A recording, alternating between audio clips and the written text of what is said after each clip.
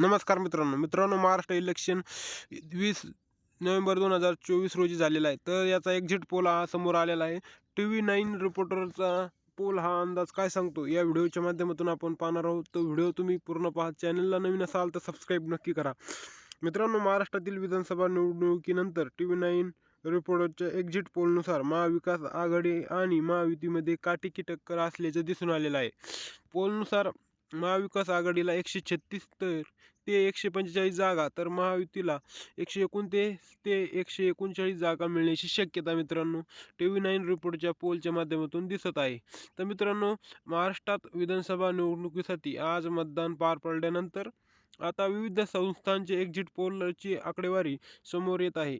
या आकडेवारीनुसार महायुती आणि महाविकास आघाडीची काटेकी टक्कर झालेली आहे मित्रांनो.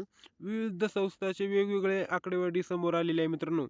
काही संस्थांच्या अंदाजानुसार राज्यात महायुतीचं पुन्हा सरकार स्थापन होऊ शकतं, तर काही संस्थांच्या अंदाजानुसार राज्यात सत्ता स्थापनेसाठी महाविकास आघाडी आणि महायुतीची यांच्यात काटेकी टक्कर असल्याची शक्यता आहे मित्रांनो.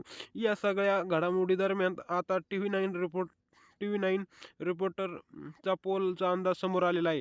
या एक्झिट पोलच्या आकडेवारीनुसार राज्यात कदाचित महाविकास आघाडीचं सरकार स्थापन होऊ शकतं, असं त्यांनी सांगितलेलं आहे. पण तरीही महाविकास आघाडीला अपक्षांची मदत घ्यावी लागण्याची शक्यता आहे मित्रांनो. त्यामुळे सत्तेच्या चाव्या कदाचित अपक्षाच्या हातात असण्याची शक्यता आहे मित्रांनो.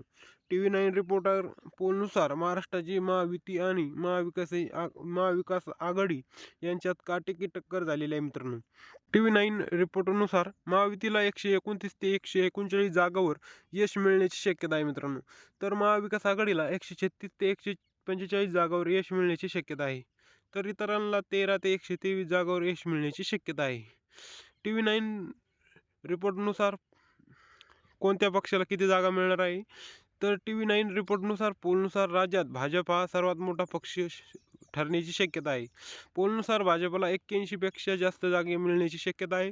शिवसेना शिंदे गटाला 25 पेक्षा जास्त जागा मिळण्याची अंदाज आहे. तर राष्ट्रवादीचे अजितदादा पवार यांना 23 पेक्षा जास्त जागावर यश मिळण्याची शक्यता आहे.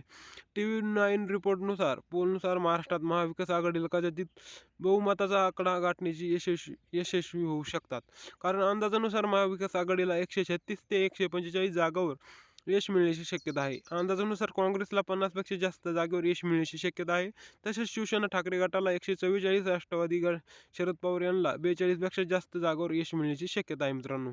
तर असेच व्हिडिओ पाहण्यासाठी आपल्या यूट्यूब चॅनलला सबस्क्राईब करा. जय हिंद, जय महाराष्ट्र.